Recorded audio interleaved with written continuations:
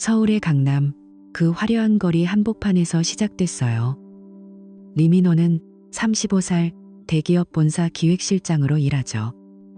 집안이 대대로 사업을 해온 덕에 경제적으로 여유롭고 사회적 지위도 높아요. 결혼 선물로 부모님께서 강남 중심에 40평짜리 아파트를 주셨어요. 그 집은 132제곱미터쯤 되는데 창밖으로 보이는 빌딩 숲이 매일 아침 그의 출근길을 반겨주죠. 민호는 매일 새벽 6시에 일어나 커피 한 잔 마시고 출근 준비를 해요.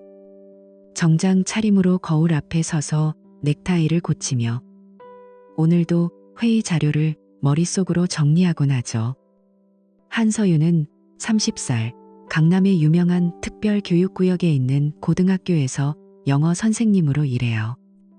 젊고 예쁜 선생님으로 소문나서 학생들이 많이 따르고 학부모들도 그녀를 신뢰하죠. 서윤은 매일 아침 7시에 학교로 출근해요. 교실에 들어서면 학생들이 선생님, 안녕하세요 하며 인사하고 그녀는 미소 지으며 대답하죠. 좋은 아침이야. 오늘도 열심히 해보자. 그녀의 수업은 활기차요. 영어 대화를 연습할 때 학생들이 웃으며 따라오고 그녀도 그 에너지를 받아 더 열정적으로 가르치죠. 두 사람은 3년 전에 결혼했어요. 처음 만난 건 민호 어머니의 소개로 6개월 데이트 끝에요. 데이트할 때 민호는 서윤을 데리고 강남의 카페에서 커피 마시며 이야기 나누곤 했죠. 서윤 씨, 오늘 저녁에 영화 볼래요? 새로 개봉한 로맨틱 코미디가 재미있대요. 민호가 웃으며 말하면 서윤은 고개를 끄덕이며 좋아요 오빠. 나도 기대돼라고 대답했어요. 결혼 후 첫 해는 정말 행복했어요. 주말이면 함께 영화관에 가서 팝콘 나눠 먹고 손잡고 산책하거나 새로운 레스토랑을 찾아다녔죠. 한 번은 이태원에 새로 생긴 이탈리안 레스토랑에 갔어요. 민호가 파스타를 주문하며 이거 맛있겠다. 서윤아, 네가 좋아할 스타일이야 라고 하니 서윤이 웃으며 고마워요. 오빠, 우리 자주 오자라고 했죠. 집에 돌아와서는 소파에 앉아 와인 한 잔 마시며 그날의 재미난 에피소드를 나누곤 했어요. 민호는 서윤의 웃는 얼굴을 보며 가슴이 따뜻해졌고 서윤도 민호의 든든한 어깨에 기대며 안정감을 느꼈어요. 그런데 시간이 지나면서 상황이 달라졌어요. 민호의 일이 점점 많아졌죠. 회사에서 승진을 앞두고 있어서 프로젝트가 쌓여가고 매일 저녁 늦게 퇴근했어요. 어느 날 저녁 민호가 집에 들어오니 시계가 10시를 넘겼어요. 서윤이 부엌에서 저녁을 데우며 기다리고 있었죠. 오빠, 오늘도 늦었네. 서윤이 피곤한 목소리로 말했어요. 민호는 재킷을 벗으며 미안, 회의가 길어졌어. 내일도 출장 가야 해 라고 대답했죠. 서윤은 고개를 끄덕였지만 속으로는 조금 서운했어요. 주말에도 민호는 사무실에 나가야 했어요. 토요일 아침 민호가 컴퓨터 앞에 앉아 자료를 정리할 때 서윤이 다가와 오빠, 오늘은 좀 쉬자. 산책이라도 할까? 라고 물었어요. 민호는 화면에서 눈을 떼지 않고 안 돼. 이거 마무리해야 해. 다음 주에 프레젠테이션 있으니까 라고 했죠.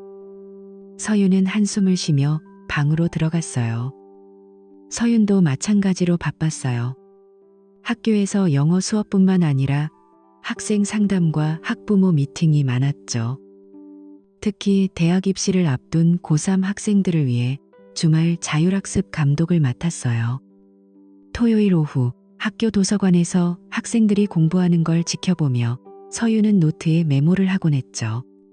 한 학생이 다가와 선생님, 이 영어 에세이 어떻게 고쳐요? 라고 물으면 서윤은 자리에 앉아 자세히 설명해 줬어요.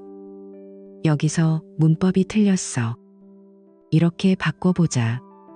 학생이 고마워하며 돌아가면 서유는 뿌듯했지만 피곤함이 쌓여갔어요. 주말 저녁에 집에 돌아오면 이미 9시가 넘었죠. 민호가 소파에 앉아 TV를 보고 있으면 서윤이 오빠 저녁 먹었어? 라고 물었어요. 민호는 응, 혼자 먹었어. 너는? 서윤이 학교에서 간단히라고 대답하며 자리에 앉았죠. 이렇게 두 사람의 시간이 점점 어긋나기 시작했어요. 저녁 식사 때 함께 앉아도 대화가 줄었죠. 어느 저녁 식탁에 앉아 밥을 먹는데 민호가 핸드폰을 만지작거리며 오늘 회사에서 새로운 프로젝트 시작했어 라고 했어요. 서유는 포크를 내려놓으며 좋겠네. 나도 요즘 학생들 때문에 바빠라고 대답했지만 그게 끝이었어요. 둘 다 너무 피곤해서 더 말을 잇지 못했죠. 민호는 서윤의 피곤한 눈빛을 보며 미안함을 느꼈지만 어떻게 표현할지 몰랐어요. 서윤도 민호의 바쁜 일상을 이해하려 했지만 가슴 한구석이 허전했어요. 주말에 함께할 때조차 피곤해서 TV만 보거나 각자 방에서 쉬곤 했죠. 한 번은 일요일 아침 서윤이 부엌에서 커피를 타며 오빠, 오늘은 정말 쉬자. 공원에 산책 갈까? 라고 제안했어요. 민호는 침대에서 일어나며 좋아, 가자. 라고 했지만 핸드폰이 울리자 바로 회사에서 연락 왔어. 잠깐 나갔다 올게. 라고 하며 나가버렸죠. 서윤은 창밖을 보며 혼자 커피를 마셨어요. 그날 오후 민호가 돌아오니 서윤이 책을 읽고 있었어요. 미안, 일이 생겼어. 민호가 말했지만 서윤은 괜찮아 라고만 했죠. 속으로는 왜 이렇게 멀어지는 거지? 라는 생각이 들었어요. 민호의 승진 준비가 본격화되면서 상황은 더 나빠졌어요. 매일 새벽까지 자료를 만들고 출장도 잦아졌죠. 어느 날 밤 민호가 12시에 집에 들어오니 서윤이 이미 잠들어 있었어요. 그는 조용히 샤워하고 침대에 누웠지만 서윤의 등을 보며 가슴이 답답했어요. 다음 날 아침 서윤이 출근 준비를 하며 오빠, 오늘 저녁에 같이 먹을까? 라고 물었어요. 민호는 글쎄 모르겠어. 회의가 늦을지도라고 대답했죠. 서윤은 미소 지으며 알았어라고 했지만 눈빛에 실망이 스쳤어요. 서윤의 주말 자율학습 감독이 이어지면서 그녀도 집에 늦게 들어왔어요. 토요일 저녁 학교에서 돌아온 서윤이 현관문을 열자 집 안이 조용했죠. 민호가 사무실에 있다고 문자가 와 있었어요. 그녀는 혼자 샤워하고 침대에 누워 TV를 켰지만 마음이 허전했어요. 우리 언제부터 이렇게 됐지? 라는 생각이 들었지만 피곤해서 그냥 잠들었죠. 이런 날들이 쌓이면서 두 사람 사이에 거리감이 생겼어요. 저녁에 함께 있어도 각자 핸드폰을 보거나 TV를 보며 시간을 보냈죠. 한 번은 식사 중에 서윤이 오빠, 요즘 우리 대화가 저것dom나고 말했어요. 민호는 포크를 멈추고 나도 알아. 바빠서 그래. 곧 괜찮아질 거야. 라고 했지만 그 약속은 지켜지지 않았어요. 서윤은 고개를 끄덕였지만 속으로 정말 그럴까? 라는 불안이 피어올랐어요. 민호가 승진을 위해 해외 출장을 가게 됐어요. 일주일 동안 일본에 가야 했죠. 출발 전날 밤 민호가 짐을 싸며 서윤아, 미안해. 돌아오면 같이 여행 갈까? 라고 했어요. 서윤은 웃으며 응, 기대할게 라고 대답했지만 혼자 남을 생각에 외로움이 밀려왔어요. 민호가 떠난 후 서윤은 집에서 혼자 저녁을 먹으며 TV를 봤어요. 학생 상담으로 늦게 들어온 날에는 더 피곤했죠. 한 학생의 어머니가 전화로 선생님, 우리 아이 대학 준비 도와주셔서 감사해요 라고 하니 서윤은 네, 최선을 다할게요 라고 했지만 집에 돌아와서는 소파에 앉아 한숨을 쉬었어요. 민호가 출장에서 돌아온 날 공항에서 집으로 오니 서윤이 저녁을 준비하고 있었어요. 오빠, 수고했어. 서윤이 안아주며 말했죠. 민호는 고마워더라고 하며 키스했지만 그 후로도 일상이 바빴어요. 대화는 여전히 짧았고 피곤함이 쌓여갔죠. 서윤은 학교에서 학생들과 웃으며 지내지만 집에 오면 그 미소가 사라졌어요. 민호도 회사에서 인정받지만 집에서 서윤의 표정을 볼 때마다 미안함이 들었어요.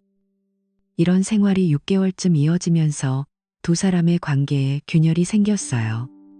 주말에 서윤이 자율학습 감독을 끝내고 집에 오니 민호가 컴퓨터 앞에 앉아 있었어요. 오빠, 오늘은 같이 영화 볼까? 서윤이 물었지만 민호는 내일 해야 할 일이 있어서 덧나고 했죠. 서윤은 방으로 들어가 문을 닫았어요. 그날 밤 둘은 각자 잠들었고 다음 날 아침에도 대화 없이 출근했어요. 민호의 승진이 가까워지면서 그는 더 많은 시간을 회사에 쏟았어요.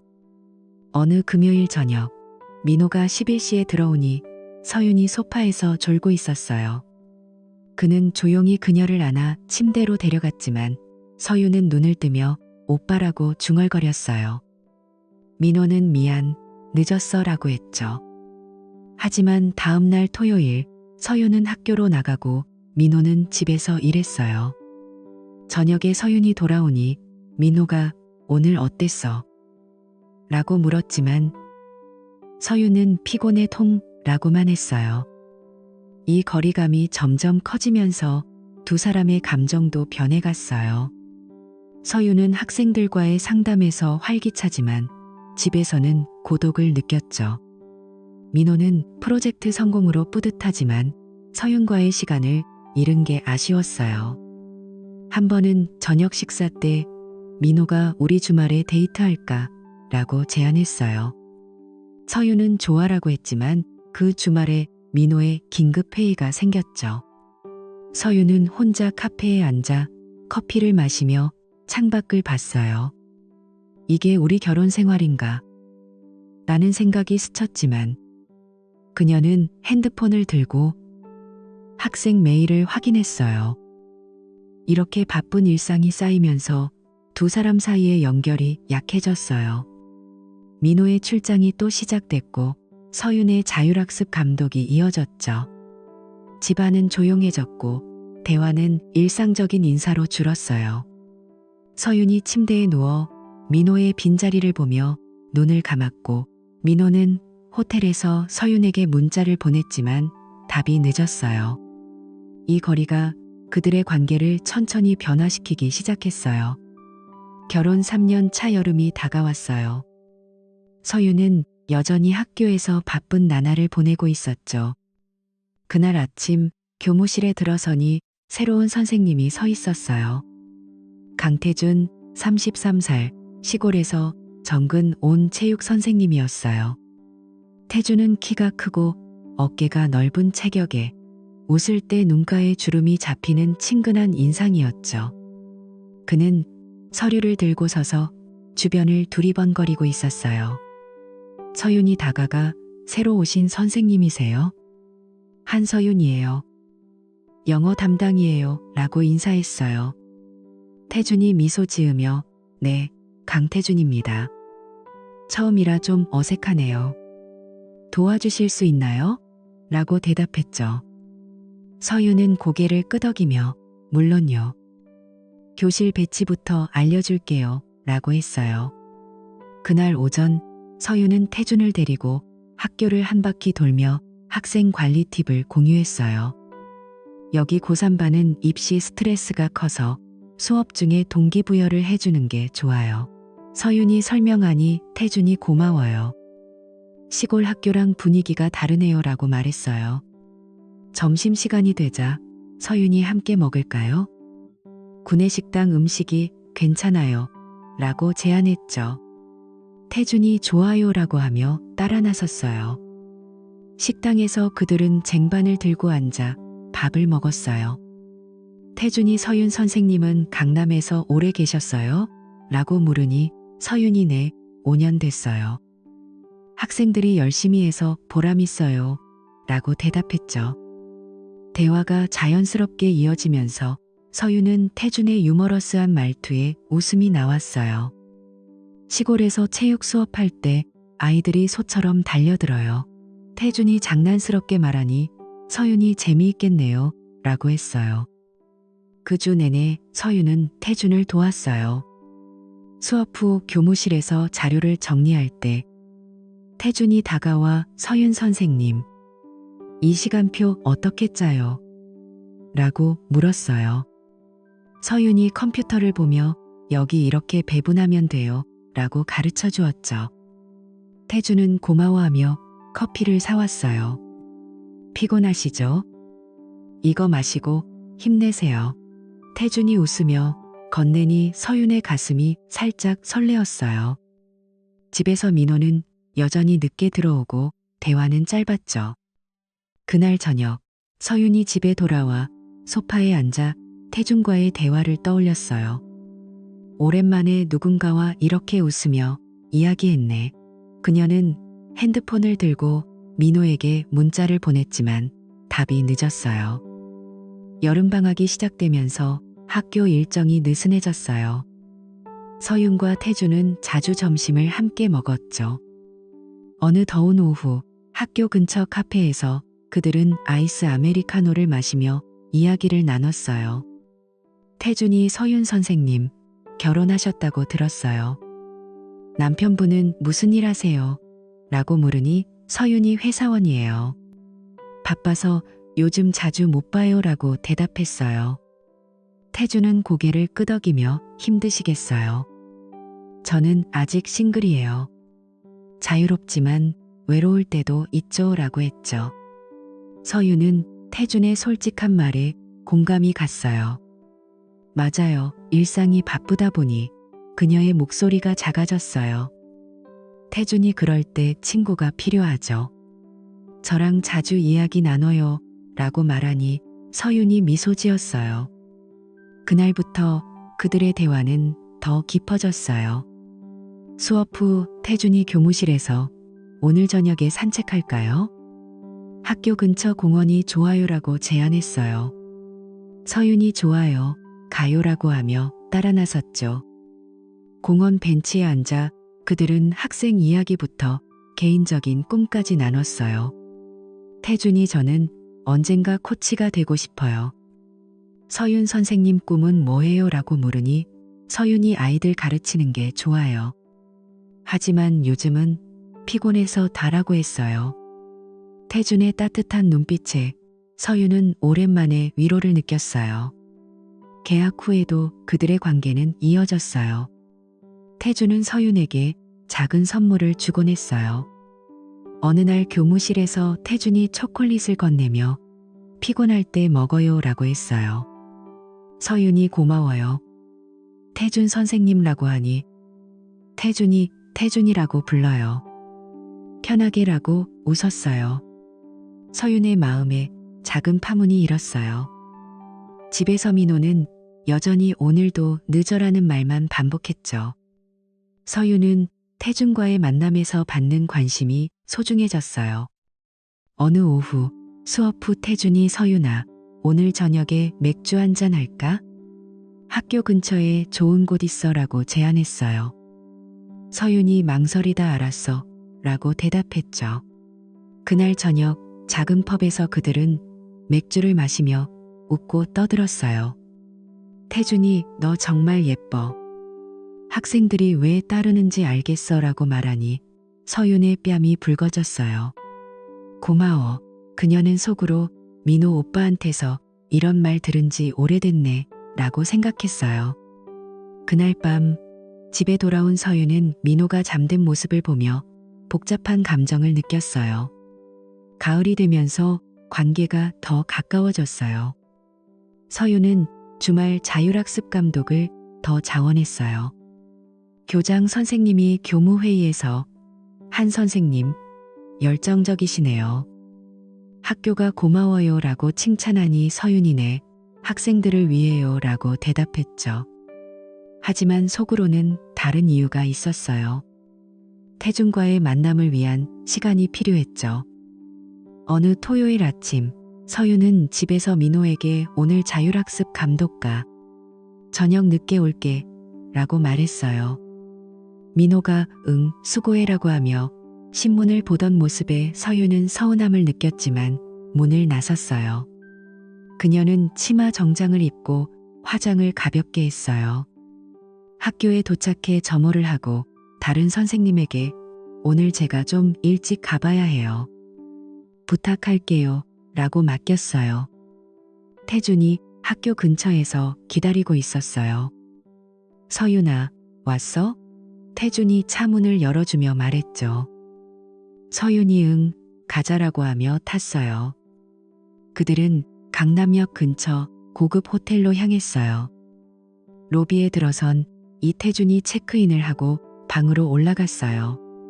방 안에서 태준이 서윤을 안으며 오늘 하루 종일 기다렸어 라고 속삭였어요. 서윤은 그의 품에 안겨 나도라고 대답했죠. 그곳에서 그들은 몇 시간을 보냈어요. 태준이 서윤의 머리를 쓰다듬으며 너 피곤해 보이네. 쉬어 덧져 라고 하니 서윤이 눈을 감고 그의 가슴에 기대었어요. 그녀는 여기서야 진짜 여자로 느껴졌어요. 민호와의 피곤한 일상에서 벗어나 사랑받는 기분이었죠. 오후 늦게 호텔을 나서며 태준이 다음 주에도 볼까? 라고 물으니 서윤이 응첨나고 했어요. 그 후로 만남이 잦아졌어요. 평일 저녁에도 태준과 만났죠. 서윤은 민호에게 오늘 학부모 상담이 늦었덤라고 거짓말을 했어요. 학교 근처 낡은 모텔로 향했어요. 모텔 방은 오래됐지만 그곳에서 그들은 자유로웠어요. 어느 수요일 저녁 모텔에 들어서자 태준이 서윤을 끌어안고 키스했어요. 오늘 수업 어땠어? 태준이 물으니 서윤이 좋았어. 너 덕분에 라고 대답했죠. 그들은 침대에 누워 이야기를 나눴어요. 태준이 민호 씨 때문에 힘들지?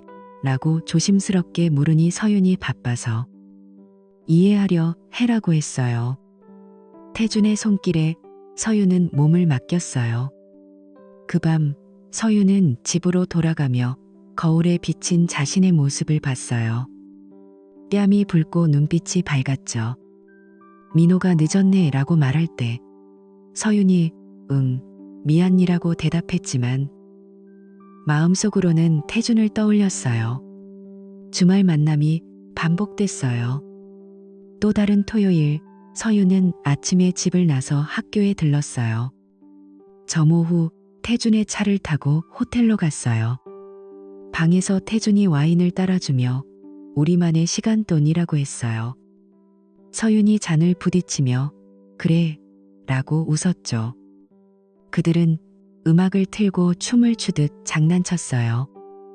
태준이 서윤을 번쩍 들어 올리니 그녀가 깔깔 웃었어요. 너 무거워. 서윤이 소리치니 태준이 아니 가벼워 답라고 했어요. 그날 오후 창밖으로 가을바람이 불어오자 서윤이 여기서 영원히 있고 싶어 라고 중얼거렸어요. 태준이 나도라고 안아주었죠. 저녁에 학교로 돌아와 자율학습을 마무지며 서윤은 피곤하지만 만족스러웠어요. 집에 가니 민호가 TV를 보고 있었어요. 오빠, 오늘 어땠어? 서윤이 물으니 민호가 바빴어. 너는? 라고 했죠. 서윤이 학교 일이 많아라고 대답하며 방으로 들어갔어요. 평일 모텔 만남도 이어졌어요. 목요일 저녁 서윤은 교사 회의가 늦었덤라고 민호에게 말하고 모텔로 갔어요. 태준이 문을 열어주며 보고 싶었어 라고 했어요. 방 안에서 그들은 간단한 음식을 먹으며 TV를 봤어요. 태준이 서윤의 어깨를 주물러주니 그녀가 아, 시원해 라고 신음했어요. 그날 밤 서윤은 태준의 팔베개를 베고 누워 그의 이야기를 들었어요. 시골에서 자랐을 때 별이 많았어. 너랑 같이 보고 싶어. 태준이 말하니 서윤이 언젠가 가자라고 했어요. 집으로 돌아가는 길.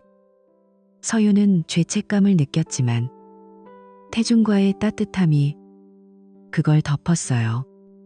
가을이 깊어지면서 만남이 습관이 됐어요. 서윤은 더 많은 주말 감독을 자원했어요.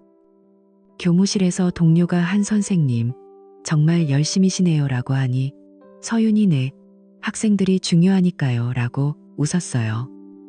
하지만 그 뒤에는 태준과의 시간이 있었죠. 어느 일요일 아침, 비가 오는 날에도 서윤은 집을 나섰어요. 호텔에서 태준과 비 소리를 들으며 누워 있었어요. 비 오는 날 좋아? 태준이 물으니 서윤이 너랑 있으면 떤다고 대답했죠. 그들의 대화는 점점 깊어졌고 감정도 강해졌어요. 서윤은 민호와의 거리감을 메우는 대신 태준에게 빠져들었어요. 모텔 만남이 더 잦아졌어요. 금요일 저녁, 서윤은 상담이 길어질 것 같아 라고 거짓말하고 태준을 만났어요. 낡은 모텔방에서 태준이 서윤을 안고 사랑해라고 속삭였어요. 서윤의 심장이 빨리 뛰었어요. 나도, 그녀가 대답했죠. 그 밤 그들은 늦게까지 함께했어요. 집에 돌아온 서윤은 민호가 잠든 걸 확인하고 샤워를 했어요. 거울 속 자신을 보며 이게 옳은 걸까? 라는 생각이 스쳤지만 태준의 미소를 떠올리며 잠들었어요. 이 관계가 점점 깊어지면서 서윤의 일상이 변했어요. 학교에서 태준과 눈이 마주치면 미소 지었고 집에서는 민호와의 대화가 더 줄었어요. 태준과의 만남이 그녀의 유일한 위안이 됐죠. 겨울이 깊어지면서 서울의 거리는 차가운 바람으로 가득 찼어요. 어느 늦은 저녁, 민호가 평소보다 일찍 집에 들어왔어요. 시계가 8시를 가리키고 있었죠. 그는 재킷을 벗으며 부엌으로 가서 서윤을 불렀어요. 서윤아, 나왔어. 서윤이 거실 소파에서 일어나며 오빠, 일찍 왔네 라고 말했어요. 민호는 웃으며 그녀를 끌어안았어요. 그 순간 서윤의 목덜미에서 낯선 남자 향수 냄새가 스쳤어요. 민호가 쓰는 스포티한 향이 아니라 부드럽고 무거운 우디 향이었죠. 민호의 표정이 굳었어요. 이 냄새 뭐야? 나랑 다른데. 민호가 코를 가까이 대며 물었어요. 서윤이 살짝 몸을 빼며 아, 오늘 학부모 상담 갔어. 상담 끝나고 동료 선생님들이랑 저녁 먹었거든. 아마 그 선생님 향수일 거야 라고 대답했어요. 민호는 고개를 끄덕였지만 속으로는 이상한 기분이 들었어요. 동료 선생님? 남자? 민호가 다시 물으니 서윤이 응, 체육 선생님인데 새로 오셨어. 그냥 같이 밥 먹은 거야 라고 하며 부엌으로 가서 물을 따랐어요. 민호는 소파에 앉아 TV를 켰지만 그 냄새가 머릿속에서 떠나지 않았어요. 서윤은 샤워를 하러 방으로 들어갔고 민호는 그녀의 핸드폰이 테이블에 놓인 걸 봤어요. 화면이 켜지자 알림이 떴지만 서윤이 돌아와 바로 핸드폰을 집어들었어요.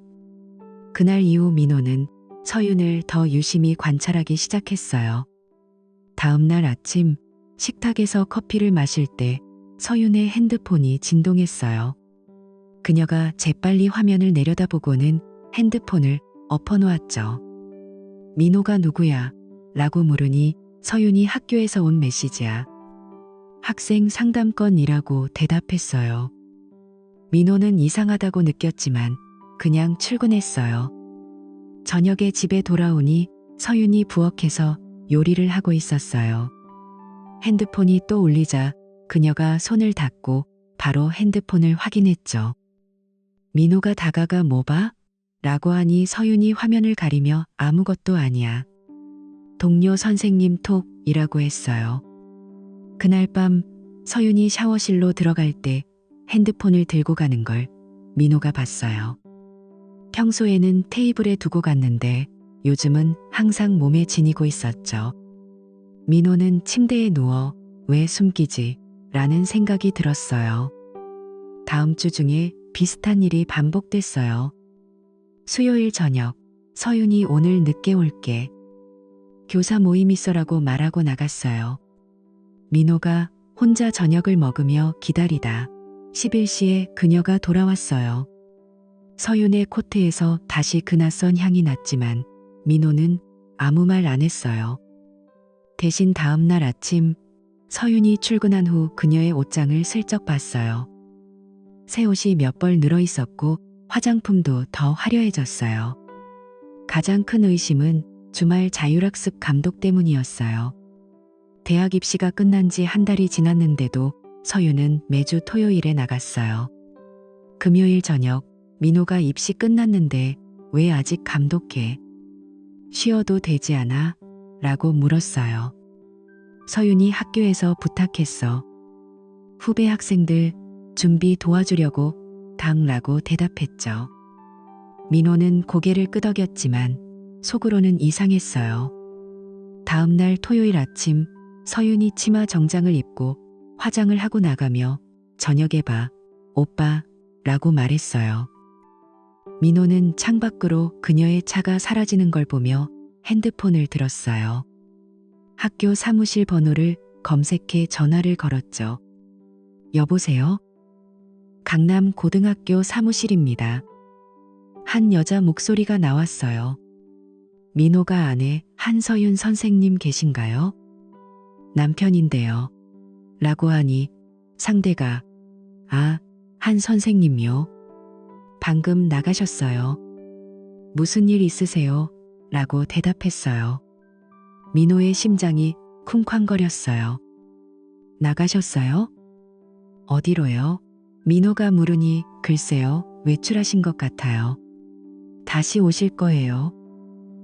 라고 했죠. 민호는 전화를 끊고 바로 서윤에게 전화했어요. 서윤아, 지금 어디야? 민호가 물었어요. 서윤이 학교야. 왜? 라고 대답했죠. 민호가 무슨 일해? 라고 하니 서윤이 지금 자율학습 감독 중이야. 교실 사이 순찰 돌고 있어. 라고 했어요. 민호는 목소리가 떨렸어요. 방금 학교에 전화했는데 나갔다고 하던데. 민호가 말하니 서윤이 잠시 침묵하다. 사무실에 잠깐 들렀다 나왔어. 학생들 보러 가는 중이야 라고 대답했어요. 민호는 알았어라고 하며 전화를 끊었지만 가슴이 터질 것 같았어요. 그 말들이 맞지 않았어요. 사무실에서 방금 나가셨어요. 라고 했는데 서윤은 순찰 중이라고 했죠. 민호는 소파에 주저앉아 머리를 쥐어뜯었어요. 뭐가 잘못된 거지? 왜 거짓말을 해? 그날 저녁 서윤이 돌아오니 민호가 식탁에 앉아 기다리고 있었어요.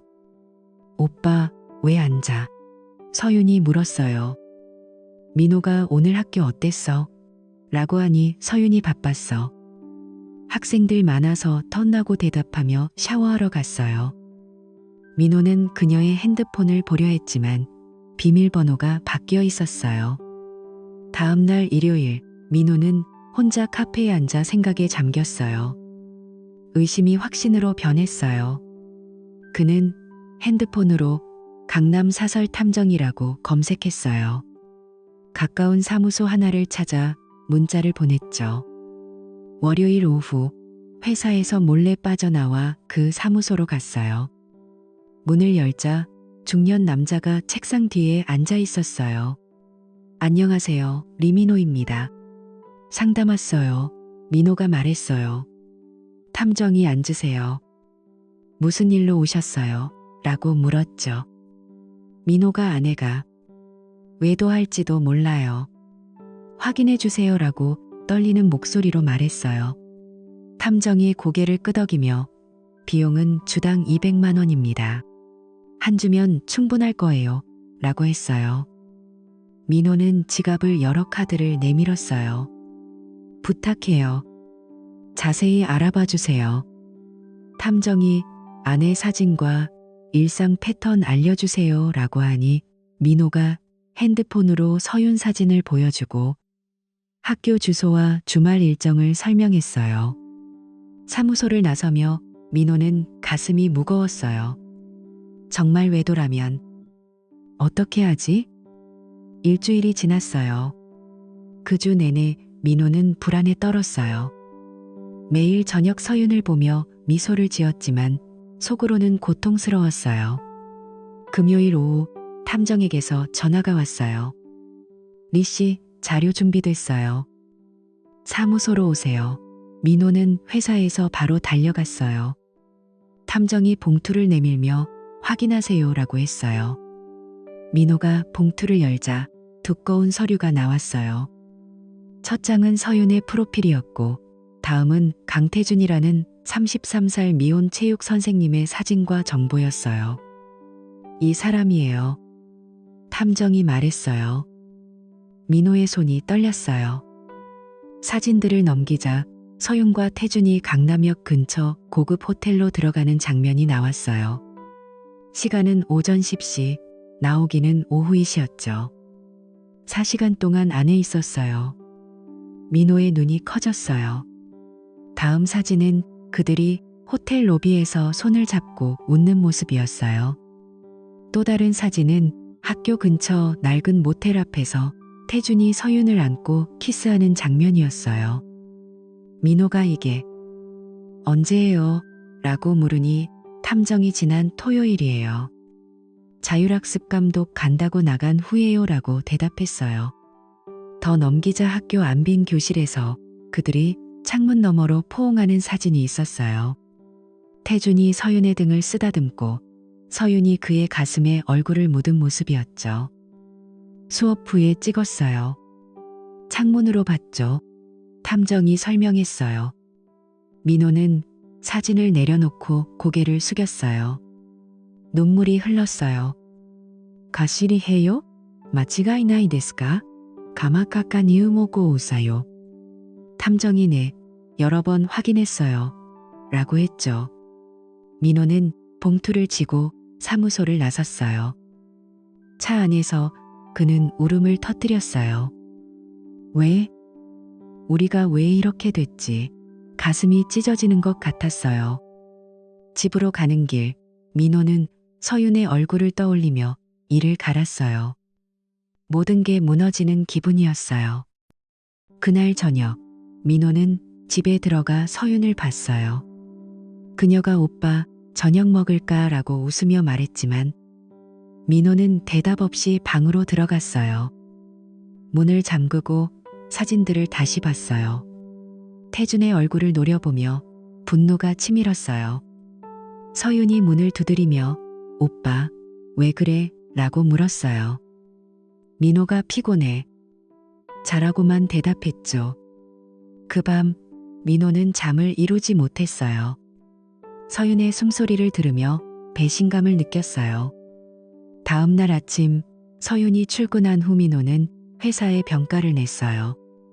소파에 앉아 사진들을 펼쳐놓고 한참을 봤어요. 눈물이 멈추지 않았어요. 이제 어떻게 하지? 머릿속이 복잡했어요. 민호는 핸드폰을 들고 변호사 번호를 검색했지만 아직은 때가 아니라고 생각했어요. 대신 태준의 이름을 메모하며 이 자식을 이라고 중얼거렸어요. 겨울 바람이 창문을 두드리는 소리가 들려왔어요. 민호의 삶이 완전히 변한 순간이었어요. 민호는 그 주 내내 아무 말 없이 지냈어요.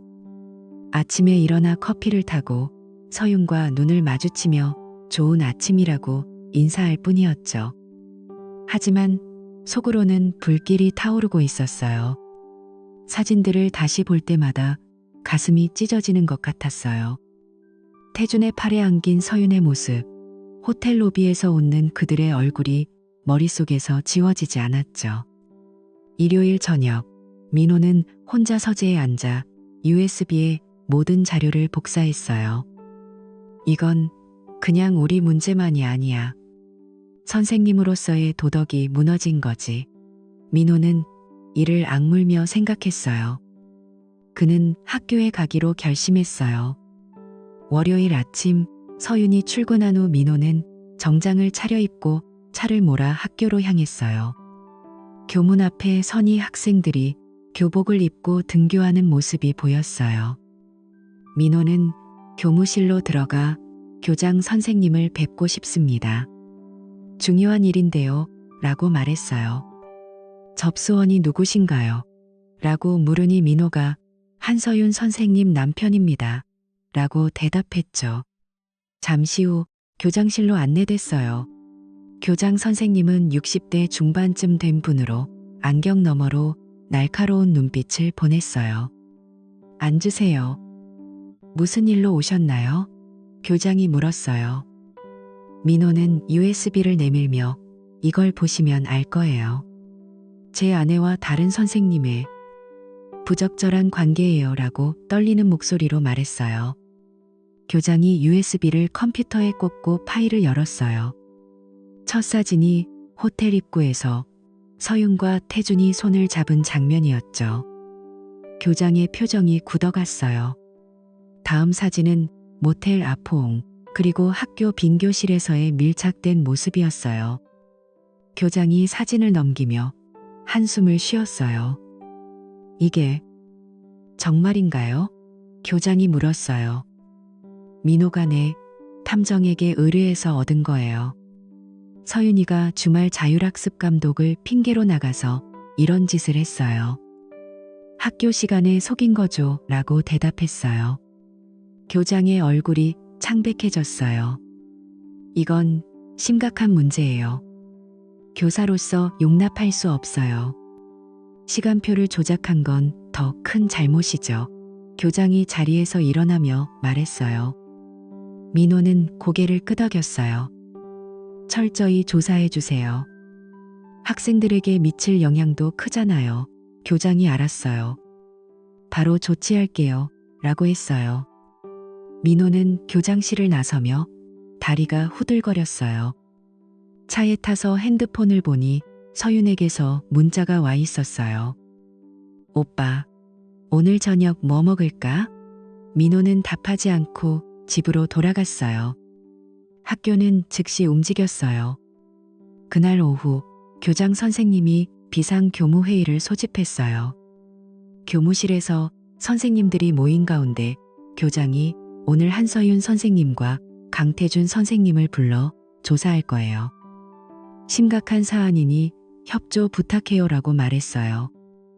태준이 먼저 교장실로 불려갔어요. 교장이 사진을 보여주며 이게 뭐예요? 설명해 보세요. 라고 물었어요. 태준의 얼굴이 하얗게 질렸어요. 그게 저희는 서로 좋아해서 태준이 더듬거리며 말했어요. 교장이 책상을 치며 좋아서? 학교에서 학생들 있는 곳에서? 이건 합의라고 넘어갈 일이 아니에요. 교사로서의 책임은 어디 갔어요? 라고 소리쳤어요. 태준은 고개를 숙이고 죄송해요. 하지만 강제는 아니었어요 라고 변명했지만 교장이 그런 핑계는 안 통해요. 증거가 다 있잖아요. 라고 잘랐어요. 태준은 결국 모든 걸 인정했어요. 네, 관계가 있었어요. 주말에 만나곤 했어요. 태준의 목소리가 작아졌어요. 교장이 자율학습 시간에 속인 건 어떻게 설명할 거예요? 라고 물으니 태준이 아무 말 못했어요. 다음으로 서윤이 불려갔어요. 교장실 문을 열자 교장의 굳은 표정이 보였어요. 앉아요, 한 선생님, 교장이 말했어요. 서윤이 자리에 앉아 교장이 사진을 보여줬어요. 서윤의 눈이 커졌어요. 호텔 사진을 보자 그녀의 손이 떨렸어요. 이게 어떻게? 서윤이 중얼거렸어요. 교장이 남편분이 가져오셨어요. 설명해 보세요 라고 했어요. 서윤은 울음을 터뜨렸어요. 죄송해요. 결혼 생활이 차가워져서 태준 선생님이 위로가 됐어요. 서윤이 흐느끼며 말했어요. 교장이 인상을 찌푸리며 그게 변명이 돼요? 교사로서 학생들 앞에서 이런 행동을? 자율학습을 핑계로 시간 속인 건 범죄예요 라고 말했어요. 서윤은 고개를 숙이고 용서해 주세요. 다시는 안 할게요 라고 애원했지만 교장이 바꿀 수 없어요. 이건 학교 전체의 명예예요 라고 딱 잘라 말했어요. 서윤은 교장실을 나서며 다리가 풀려 주저앉았어요. 교무실로 돌아가자 동료 선생님들의 시선이 쏟아졌어요. 한 선생님이 서윤아, 무슨 일 있었어? 라고 물었지만 서윤은 대답 없이 짐을 챙겨 나갔어요. 학교는 교원 징계위원회를 소집했어요. 다음 날 오전, 위원회 회의실에서 교장과 몇몇 선생님들이 모였어요. 증거를 검토한 후 교장이 한서윤 선생님은 3개월 정직 처분이에요. 복귀 후에도 학교에 남기 힘들 거예요. 자진사직을 권고할게요. 라고 발표했어요. 서윤은 통보를 받자마자 울면서 왜 이렇게까지? 라고 중얼거렸어요. 태준에 대해서는 강태준 선생님은 지방학교로 정근이에요. 먼 곳으로 보낼게요. 라고 결정됐어요. 태준이 통보를 받자 이게 끝인가요? 라고 물었지만 교장이 운이 좋다고 생각해요. 해고될 수도 있었어요. 라고 했어요. 소문은 순식간에 퍼졌어요. 학생들 사이에서 한 선생님과 강 선생님이 사귄대 라는 말이 돌았어요. 한 학생이 교실에서 선생님들끼리 호텔 갔다던데? 라고 속삭이니 다른 학생이 진짜? 충격이야 라고 했어요. 학부모들도 알게 됐어요. 학부모 회의에서 한 어머니가 교사들이 이런 짓을 하다니 우리 아이들 교육이 걱정돼요 라고 소리쳤어요. 교장이 학부모들에게 편지를 보내 학교에서 발생한 부적절한 일에 대해 사과드려요. 철저히 조치했어요. 라고 공식 사과했어요. 학교 게시판에 사과문이 붙었어요. 서윤은 집에 돌아와 침대에 누워 울었어요. 모든 게 끝났어. 그녀의 마음이 무너졌어요. 태준은 짐을 싸며 동료들에게 인사도 제대로 못하고 학교를 떠났어요. 먼 지방으로 가는 기차 안에서 그는 창밖을 보며 후회를 씹었어요. 서윤이 집에 돌아온 건 그날 저녁이었어요. 현관문을 열자 민호가 거실에 앉아 TV를 보고 있었어요. 서윤은 문을 닫고 바닥에 무릎 꿇었어요. 오빠, 미안해. 학교에서 오빠가 한 거지? 서윤이 눈물을 흘리며 물었어요. 민호는 리모컨을 내려놓고 그녀를 내려다봤어요. 그의 눈빛이 차가웠어요. 아무 말 없이 일어나 방으로 들어갔어요. 서윤은 바닥에 엎드려 울었어요. 용서해줘, 제발. 하지만 민호의 문은 잠겨 있었어요. 다음 날 아침 민호는 출근 준비를 하며 서윤을 피했어요. 서윤이 오빠 이야기 좀 해라고 애원했지만 민호가 나중에 돈다라고만 말하고 나갔어요. 회사에 도착한 민호는 핸드폰으로 가정법 전문 변호사를 검색했어요. 가까운 사무소를 찾아 전화를 걸었어요. 상담 예약하고 싶어요. 이혼건이에요. 민호가 말했어요. 오후에 변호사 사무소로 갔어요. 변호사는 40대 여성으로 서류를 보며 증거가 확실하네요. 외도 사실이 명백해요. 이혼은 문제없고 위자료도 청구할 수 있어요. 라고 했어요. 민호가 서윤이와 태준 둘 다 고소할게요. 각자 5천만 원씩요라고 말했어요. 변호사가 알았어요. 소장 작성할게요. 라고 했어요. 민호는 사무소를 나서며 결의에 찬 표정을 지었어요. 집에 돌아온 민호는 서윤에게 소장 사본을 내밀었어요. 이혼할게. 위자료도 받아야겠어. 민호가 차갑게 말했어요. 서윤이 소장을 보고 울었어요. 오빠, 제발. 다시 시작하자. 하지만 민호가 늦었어 터무라고 하며 방으로 들어갔어요. 재판은 3개월 동안 이어졌어요. 첫 공판날 법정에 서윤이 들어왔어요. 그녀의 얼굴은 야위고 눈 밑에 다크서클이 있었어요. 판사가 피고 한서윤 씨, 외도 사실 인정하나요? 라고 물었어요. 서윤의 변호사가 인정합니다. 하지만 결혼 생활에 문제로 똔라고 하자 민호의 변호사가 증거를 보세요 라고 사진들을 제출했어요. 호텔 사진, 모텔 포옹, 학교 교실 장면이 스크린에 떴어요. 서윤은 고개를 숙였어요. 죄송해요.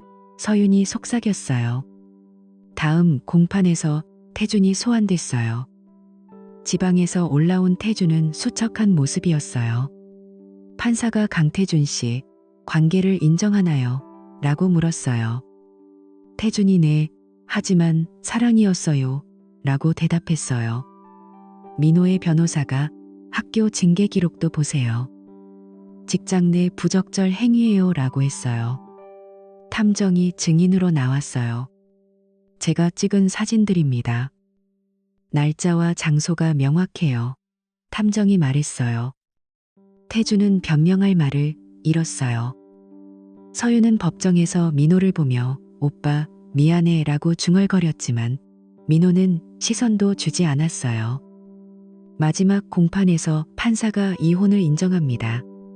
한서윤 씨는 리민호 씨에게 3천만 원 위자료를 지급하세요. 강태준 씨는 2천만 원을 지급하세요. 라고 판결했어요. 아파트는 민호 부모님 선물이라 서윤에게 나눠줄 게 없었어요. 재산 분할은 없어요. 판사가 덧붙였어요. 서윤은 법정을 나서며 무너졌어요. 태준도 고개를 떨구고 지방으로 돌아갔어요. 판결 후 서윤은 아파트를 떠났어요. 짐을 챙겨 부모님 집으로 갔어요. 부모님이 서윤아, 어떻게 된 일이야? 라고 물었지만 서윤이 미안해요. 엄마라고 울기만 했어요. 그녀는 7년 교직 생활을 잃었어요. 징계 기록 때문에 다른 학교에서 일할 수 없었죠. 위자료 3천만 원을 마련하려고 저축한 돈과 보석을 팔았어요. 태준에게 연락했지만 너 때문이야 라는 말만 듣고 끊겼어요. 서윤은 결국 외곽의 낡은 원룸을 빌렸어요. 방은 10평도 안 되고 벽에 곰팡이가 피어 있었어요. 그녀는 편의점 야간 알바를 시작했어요. 밤 11시부터 아침 7시까지요. 첫 출근 날 카운터에 서서 손님을 맞았어요. 어서 오세요. 서윤이 말했지만 목소리가 떨렸어요. 새벽에 피곤한 몸으로 집에 돌아와 침대에 누우면 눈물이 흘렀어요. 태준도 지방학교에서 동료들의 차가운 시선을 견디다 1년 후 교직을 그만뒀어요. 더 못하겠어요. 태준이 교장에게 말했어요. 그는 공사 현장에서 일용직으로 일했어요. 위자료 2천만 원 때문에 빚이 쌓였어요. 서윤에게 내가 유혹했어 라고 문자 보냈지만 답이 없었어요. 둘은 서로를 원망하며 연락을 끊었어요. 민호는 상처가 깊었지만 일에 매달렸어요. 회사에서 프로젝트를 성공시키며 승진했어요. 리 부장님 축하해요. 동료들이 말했어요. 민호가 고마워 태프라고 웃었지만 속으로는 서윤의 배신이 아팠어요. 퇴근 후 GIM에 가서 운동하며 스트레스를 풀었어요. 땀을 흘리며 러닝머신을 달리다 보면 마음이 가벼워졌어요. 1년 반 후 회사 세미나에서 박지수를 만났어요. 지수는 33살 회계사로 일했어요. 세미나 중간 휴식 시간에 커피를 마시며 이야기 나눴어요. 리 부장님, 이 주제 재미있죠? 지수가 웃으며 말했어요. 민호가 네, 그런데 지수 씨도 비슷한 경험 있으신가 봐요. 라고 했어요. 지수가 네, 전 남편이 사업 실패하고 도박으로 이혼했어요. 라고 솔직히 털어놨어요. 민호는 공감이 갔어요. 저도 비슷해요. 아내가 민호가 말을 잊지 못했지만 지수가 이해해요. 상처 받으셨겠어요? 라고 했어요. 그날 이후 카톡으로 연락이 이어졌어요. 주말에 카페에서 만나 지수 씨 산책할까? 민호가 제안했어요. 지수가 좋아요라고 하며 따라 나섰어요. 한강 공원에서 걸으며 과거를 공유했어요. 저는 그 후로 사람 믿기 힘들었어요. 지수가 말하니 민호가 나도 그래. 하지만 지수 씨 만나서 다행이야 라고 했어요. 2년 데이트 끝에 결혼했어요. 결혼식은 간단했어요. 가까운 사람들만 초대해 레스토랑에서 했어요. 오빠, 행복할게. 지수가 반지를 끼며 말했어요. 민호가 나더라고 안아줬어요. 새 아파트로 이사 갔어요. 창밖으로 한강이 보이는 집이었어요. 어느 따뜻한 주말 오후, 민호와 지수가 한강 공원에서 산책했어요. 손을 잡고 웃으며 걸었어요. 오빠, 오늘 저녁에 뭐 할까? 지수가 물었어요. 민호가 집에서 영화 볼까? 라고 대답했어요. 그때 멀리서 익숙한 등짝이 보였어요. 편의점 유니폼을 입은 여자가 쓰레기를 버리고 있었어요. 서윤이었어요. 그녀의 머리는 헝클어지고 어깨가 처져 있었어요. 민호는 멈칫했지만 돌아보지 않았어요. 지수가 왜 그래? 라고 물으니 민호가 아무것도 아니야. 가자 라고 하며 걸음을 옮겼어요. 과거는 지나갔어. 민호의 마음이 평온했어요. 집에 돌아와 지수와 소파에 앉아 와인을 마셨어요. 우리 행복하자. 민호가 말했어요. 지수가 응라고 기대었어요. 반면 서윤은 그날 새벽 편의점에서 손님을 맞으며 피곤한 몸을 지탱했어요. 계산해 드릴게요. 서윤이 말했지만 눈빛이 공허했어요. 원룸으로 돌아와 침대에 누우면 후회가 밀려왔어요. 주말 자율학습 핑계로 시작된 게 모든 걸 망쳤어. 그녀는 베개를 안고 울었어요. 태주는 공사 현장에서 벽돌을 나르며 땀을 흘렸어요. 야, 빨리 해. 상사가 소리치니 태준이 내라고 대답했어요. 저녁에 여관에서 혼자 비일을 마시며 서윤 때문이야 라고 중얼거렸어요. 민호는 새 삶을 찾았지만 그들은 매일 고통 속에 살았어요.